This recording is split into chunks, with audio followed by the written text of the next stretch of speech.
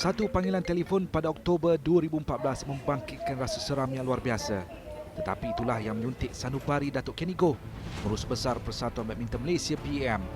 Kerana pada waktu itu, panggilan itu membawa perutusan anak kesayangan Malaysia, nombor satu dunia, ikon badminton dunia Datuk Lee Chong Wei gagal ujian doping.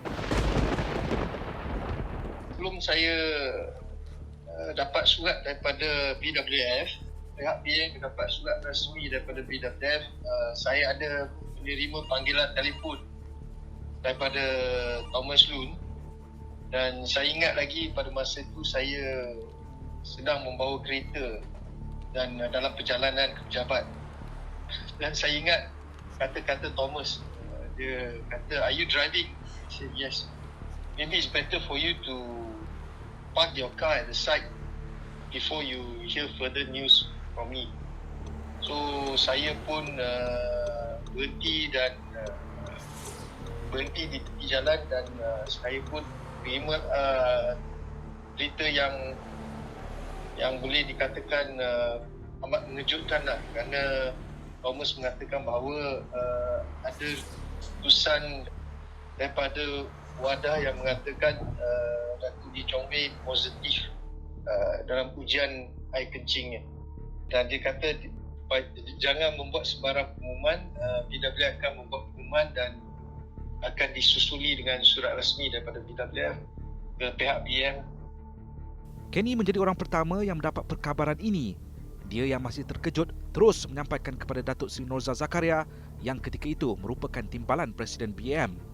Saya ingat lagi Datuk Kenny beritahu saya about Chong Wei punya adverse finding. Bila Datuk Kenny beritahu saya, dalam perantaraan tu kita ada satu dinner dekat Samdabi Convention.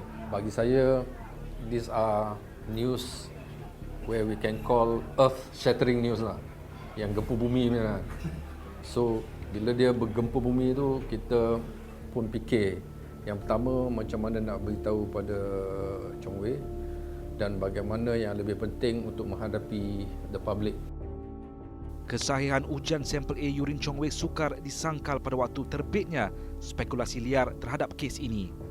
Tetapi kepakaran bekas pengarah Institut Sukan Negara ISN, Datuk Dr. Ramlan Abdul Aziz, memastikan tiada fakta yang terpesong.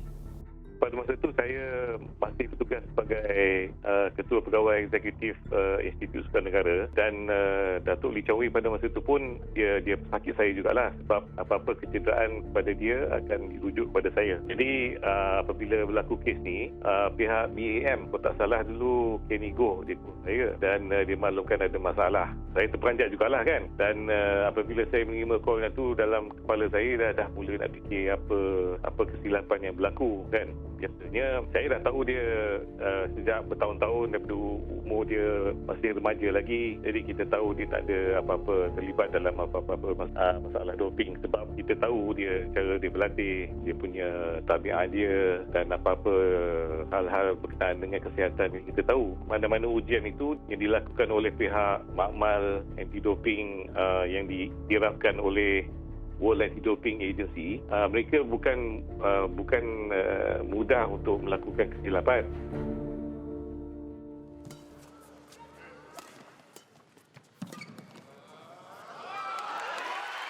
Waktu menyampaikan perkabaran buruk itu kekal sebagai satu yang merentak emosi tiga individu sehingga hari ini. Bayangkan bagaimana mereka ini menyampaikan kepada Chong Wei sendiri. Saya berkongsi berita yang amat tidak baik ini dengan Presiden saya pada masa itu, Tuan Mahathir, dan juga timbalan Presiden saya iaitu Tan Sri Norza. Pada masa itu, mereka pun bercadang untuk bertiga bersama-sama menyampaikan berita ini kepada Datuk Lee Chong Wei. So, semasa kita bertiga memberitahu berita ini kepada Datuk Lee Chong Wei adalah secara lisan, dan memberitahu pada beliau bahawa surat akan disusuli lah. Saya, Datuk Kenny dan juga Tan Sri Tengku Mahathir masa itu Presiden. So kita pun fikir macam mana nak beritahu pada Chong Wei secara, orang kata, secara tactfully lah. Ya. So kita manage beritahu Chong Wei terkejut dan mengatakan bahawa beliau berani bersumpah bahawa beliau tidak melibatkan dalam aktiviti doping seperti ini.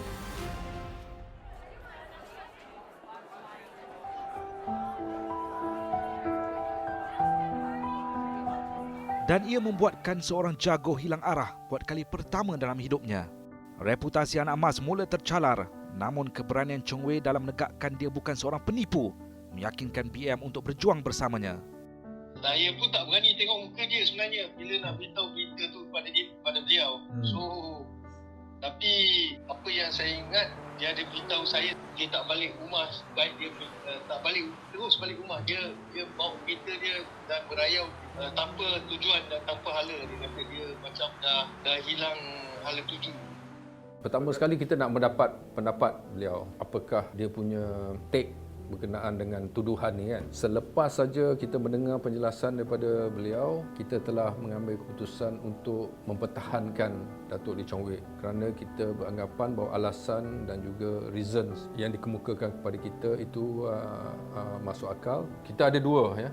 Bila kita bawa pada council kita boleh decide sama ada we are protecting our asset or we think he is a liability. But I've chosen the path of he is an asset, he's a valuable asset to the country. We must defend him at whatever cost. Saya akan satu orang duduk kat sana memang totally black. And I think saya tak sangka saya boleh kena topping. Because saya main lamun macam national team, I think totally masa saya kena itu 2015 kan. 2015 totally bisa, I think it's 2004 and I think my career is 17 years in the national team. And untuk saya Ismail makan tak ada ke apa ke, memang awal-awal saya sudah makan. Why my career end, saya boleh kena di topping. Tapi ini bukan masalah saya akan cakap ini not in my fault. Tidak terkecuali jurulatih perseorangan lelaki negara yang sering bersamanya, Datuk Tee Siew Bok.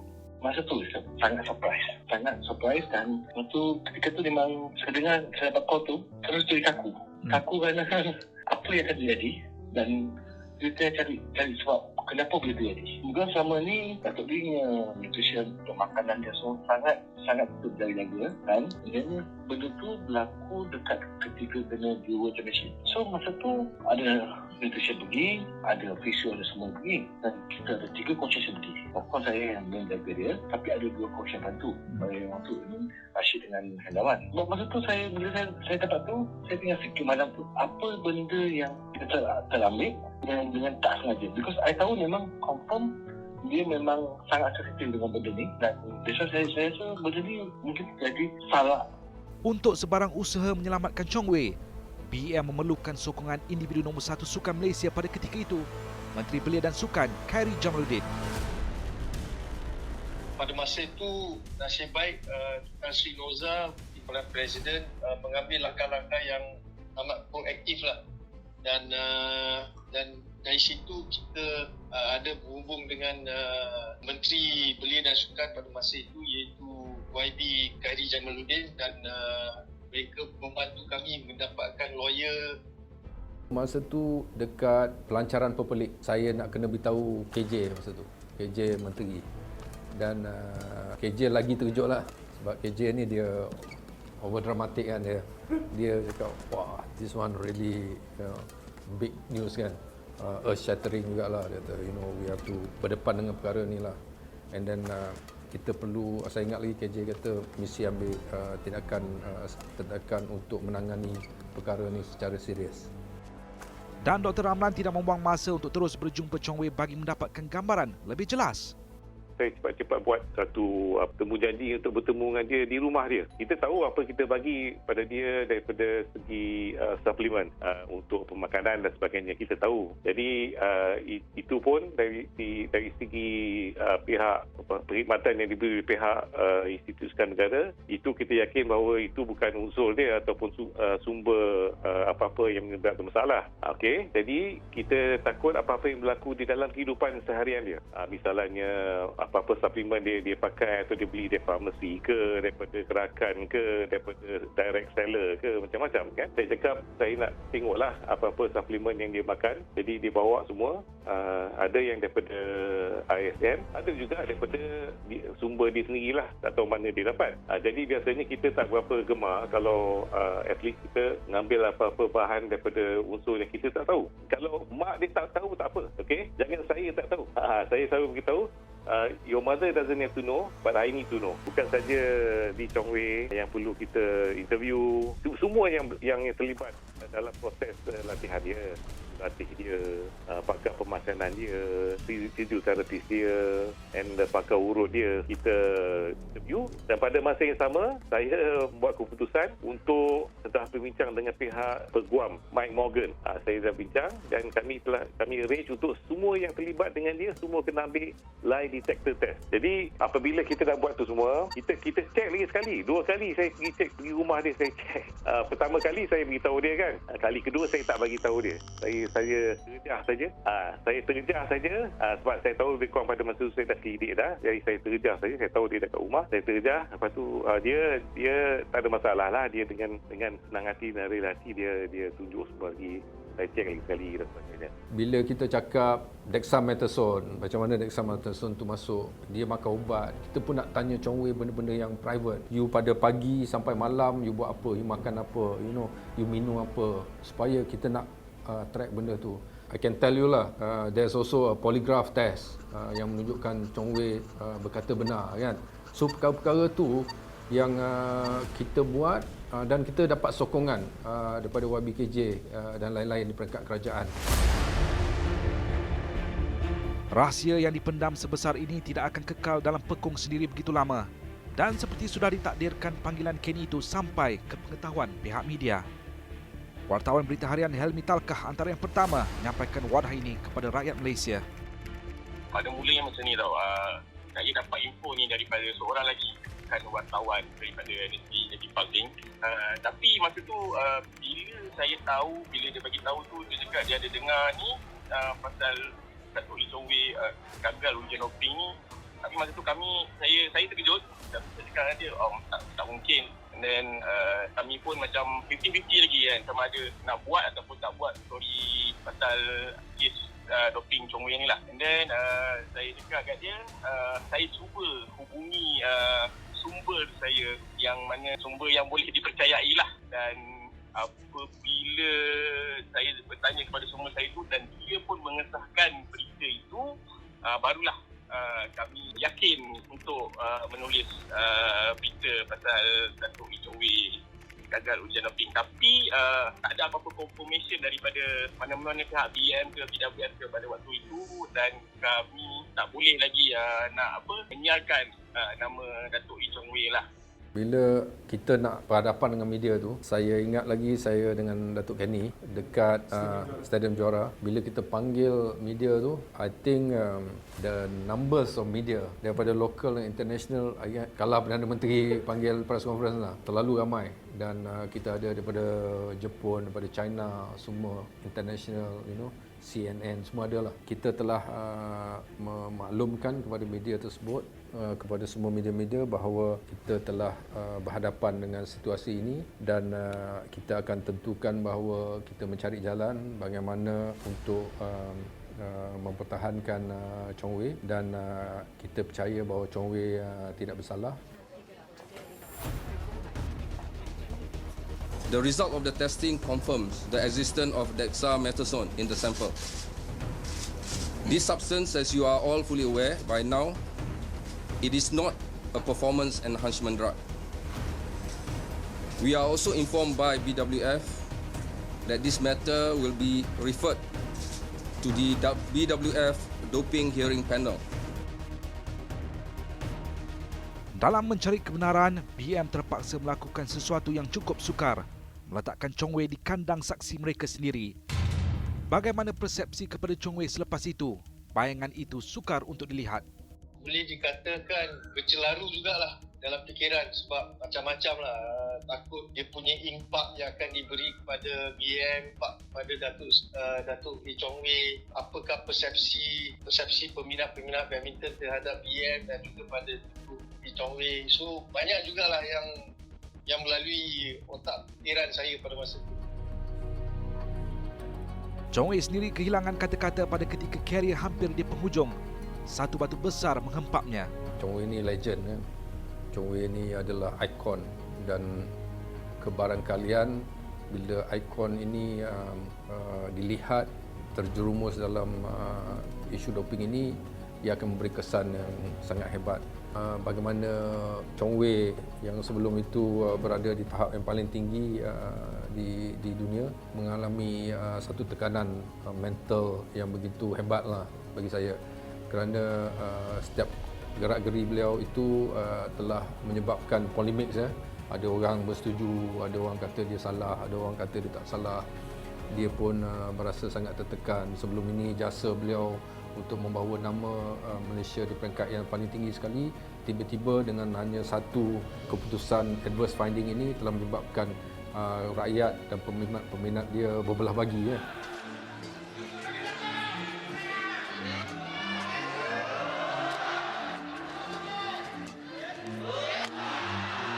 Begitulah akhirnya Datuk Lee Chong Wei muncul juara All England untuk kali ketiga berturut-turut. Waktu sekarang pukul 1.01 pagi pada 10 Mac 2014. Hingga story itu dikeluarkan keesokan harinya pun saya sendiri macam berdebar sebab alamak, betul ke story ni. Sebab tapi berdasarkan sumber yang saya dapat tu memang betul dan dia mengesahkan. Tetapi still debaran tu masih ada. Sebab kita tahu reputasi Datuk Lee Chong Wei sebagai jago badminton negara, pemain nombor 1 dunia masa tu, dan semua orang, even peminat pun pada waktu kecil tu memang tak boleh terima, tak percaya yang atlet ataupun pemain yang gagal menjadi doping itu adalah Datuk Lee Chong Wei. Masa tu saya agak susah juga, adakah nanti apa pula reaksi BM, apa reaksi Chong Wei selepas story itu dikeluarkan. Dan yalah, sebagai wartawan kita terpaksalah buat. This is satu untuk big mistake untuk saya dalam career, and saya kena belajar di sana, everything very banyak serius, pergi jaga-jaga discuss my team, MSN apa-apa. This is memang satu saya sangka masa saya kena itu. Ya, tapi satu itu big issue untuk saya lah. Setiap aspek kehidupan Chong Wei dibedah siasat, dan untuk memperjuangkan nasib Chong Wei di sesi pendengaran Persekutuan Badminton Dunia BWF pada April 2015 di Belanda, seorang peguam sukan terkemuka dilantik BM. Dexamethasone dikenal pasti sebagai elemen yang menggagalkan ujian doping Chong Wei susulan kejohanan dunia 2014 di Denmark.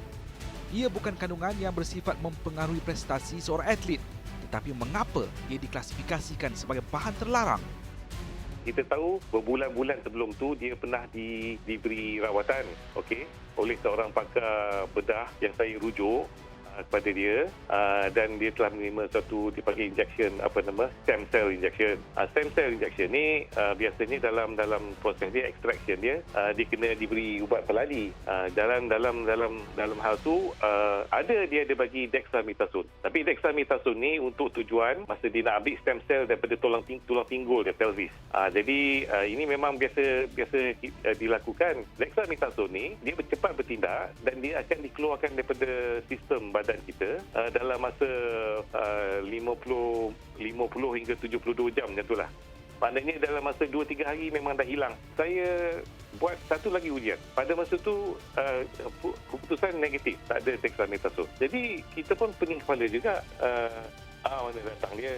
Kalau kita nak trace lagi sekali sama ada dalam badan zat, kita kena buat ujian menyusul jurus selepas yang pertama tu. Betul? Ini dah lama tau. Dah lama lebih daripada 3 hari. Tak salah seminggu ke 2 minggu macam tu. Dia positif. Saya cakap mana benda ni datang? Kalau dia nak datang, maknanya dia baru ambil.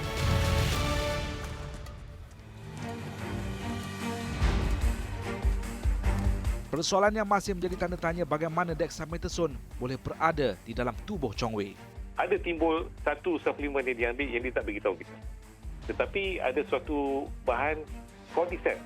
Okey, Cordyceps ni kita pun ada bagi Cordyceps. Cordyceps kita dah tengok dia punya kandungan, kita hantar kepada makmal untuk analisis. Kita tahu dia tidak mengandungi apa-apa masalah ataupun kandungan yang boleh diragui. Kita tahu. Kalau datang daripada Institut Sukan Negara tak ada masalah. Tetapi ini datang daripada VIP punya well wisher. Maknanya orang yang admire dia dan beri hadiah lah. Masalahnya Cordyceps ini telah diproses di dalam di kedai Sinsei. Kedai Sinsei ni sebenarnya bila dia buat apa-apa medicinal atau herbal preparation ni, dia bukan dia nak cuci tempat dia kerja, dia masukkan bahan itu dalam, dia masukkan dalam kapsul juga. Oleh sebab sebelum proses itu dijalankan, ubat yang disediakan sebelum tu adalah ubat dexamethasone. Jadi kawasan dan tempat yang digunakan untuk proses dan untuk memasukkan bahan tu dalam kapsul tu memang tercemar dengan dexamethasone. Cordyceps dia bukan satu bahan larangan, tapi tempat yang kapsul Cordyceps ni dibuat ada tempat di mana sebelum tu ada dexamethasone. Sama ada jurus sebelum tu ataupun atau memang ada kat situ lama-lama, kita tak tahu. 27 April 2015, kebenaran akhirnya bersuara. Datuk Lee Chong Wei dibuktikan tidak sengaja terkait dengan bahan terlarang. Neraka pengantungan 8 bulan dikenakan BWF sebelum tarikh itu menjadi pembakar semangat luar biasa. He has been given a term of suspension for a total of 8 months from the time his urine sample was taken at the 2014 World Championship in Copenhagen, Denmark on 30th August 2014. Memang pressure bang. It's one to Olympic time, and saya tak tahu saya boleh main ke tak boleh main. Masa saya May first keluar masa, abang tahu saya ranking 180 lebih, and you must go to top 10, ada top 32, you must go to Rio Olympic. And saya tak putus asa. And satu orang flight until Amerika, Canada, kena main itu semua tournament baru boleh main di Super Series. And this is satu saya takkan lupa, pergi Canada and pergi USA satu orang, and teacher saya and coach saya. This is satu untuk crucial time and tough time, and coach Hendawan is satu orang bawa saya pergi tak ada sparring, and satu physio aja. This is satu takkan lupa lah. And this is satu very tough time pergi main itu small tournament, kena dapat ikut main balik, and baru you boleh masuk submit untuk masuk into Super Series. This is satu you kena balik, and I think 11 months after 10 months I just back in world number 1. I think saya tak sangka macam mana saya boleh buat. Saya akan psycho myself every tournament, just try my best, get a bad result, and selalu next tournament masa mau tengok ranking sampai mana, next tournament sudah 120, 130, 90, 80, asyik tengok ranking because kena masuk Super Series. And masa sampai masuk Super Series tak ada seeding, mungkin first round, second round you kena jumpa top seed, ada second seed. I tak kisah, saya kena main juga, and I just focus, and sampai 11 months I just back in I think after Hong Kong, and after January the first Malaysia Open kat Penang itu, and I just balik world number 1. Keluar kali yang ketiga, Datuk Lee Chong Wei menggelar sebagai naib juara dan juga penyumbang pingat perak di pentas Olimpik badminton ini. Chong Wei is a player that has not gone through a shortcut, has gone through the whole process, and also has embedded or embraced the right strict discipline on himself, yang menyebabkan beliau berjaya, ya, dan juga semangat juang beliau yang tinggi. Contohnya kalau saya boleh side track, bila dia jatuh sampai 182 tu, dia pun boleh bangun balik, ya, menjadi top in the world again. So kalau dulu orang cakap benda tu fluke, bila you jatuh 182, you stay there 182, but he went down to 182. He has to go and compete those remote places like like US, Canada, dan slowly bringing back so-called his rank. getting points and after points. So ia telah membuka satu persepsi yang mula-mula mungkin negatif, akhirnya ia membawa satu perkara positif kepada BAM.